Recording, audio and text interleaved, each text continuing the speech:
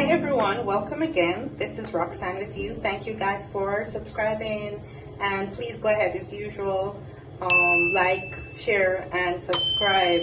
Today I want to talk to you about the topic of love and relationships. And a lot of persons have been, speaking to me and saying, hey Roxanne, what can I do? I think I'm with somebody who has narcissistic personality disorder. They're draining me to death. All right, what can I do? How can I, get through this?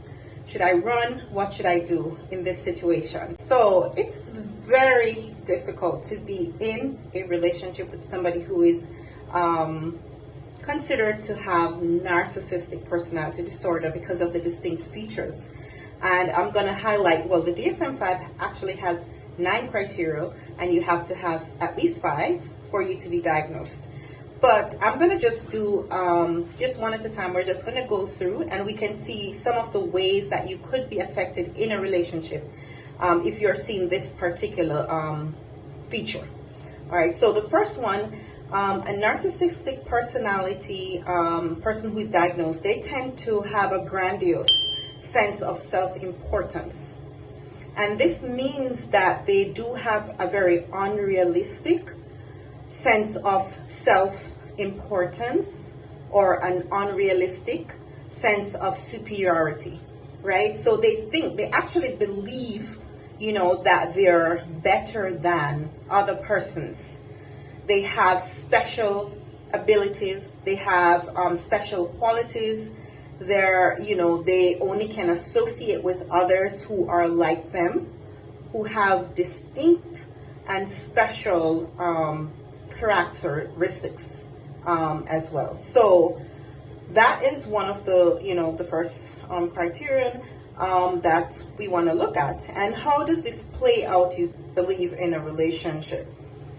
Okay, so if somebody believes that they have that unrealistic sense of superiority, they're going to do things like, one, they might do things, especially in arguments, they're going to hold to their viewpoints, right?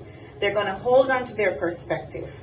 They're going to believe ultimately that your perspective is garbage, right? So in an argument, they always would try to win the argument. They also try to make you feel as if what you're saying does not make any sense at all. They'll never validate you in an argument. All right, so it can be quite draining in a situation like that if you're having discussions or arguments with somebody with this particular personality disorder. Another way that this trait of having that grandiose sense of self-importance can play out in an argument, or even not necessarily in an argument, but just on a regular day-to-day basis. Because remember, we can have long-term relationships or friendships with persons with this particular disorder. They'll do things like highlight their achievements, their successes, but they never ever want to hear you talk much about yours. So they will take great pleasure in speaking about their successes, even from the past. You might have something that has happened.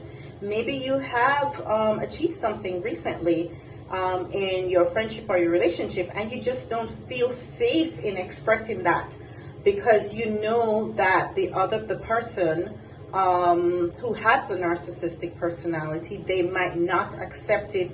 They might feel threatened by your recent success.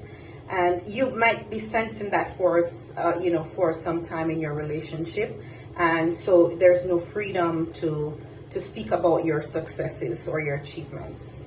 And I know that can be extremely difficult, but that's what a narcissistic person will generally do.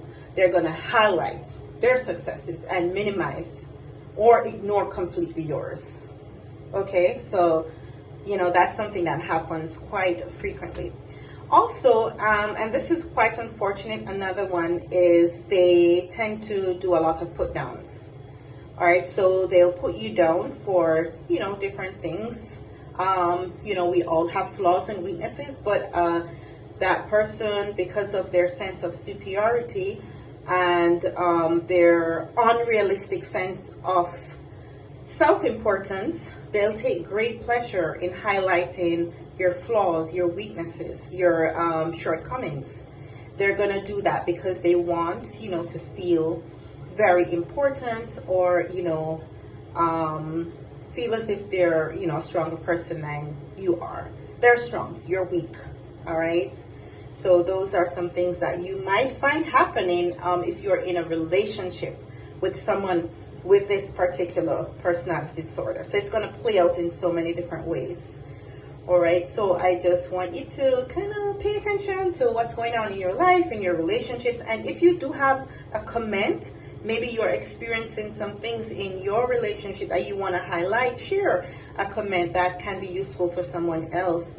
I know this is definitely one of the difficult ones. If you're married to somebody who has this particular personality disorder, if you're in a relationship, a friendship, whatever the case is with someone who has this one, it can be difficult to actually cope with. So we really want to highlight some more. As I go along, I'm going to highlight some other signs, some features, and how this can possibly play out in your everyday life. All right, so that's the first one. There is that grandiose sense of self-importance, right? So go back and look at some of those things that were said before. And please remember to like, share, and subscribe. All right, stay tuned. I'm going to talk some more about NPD. All right, talk to you soon.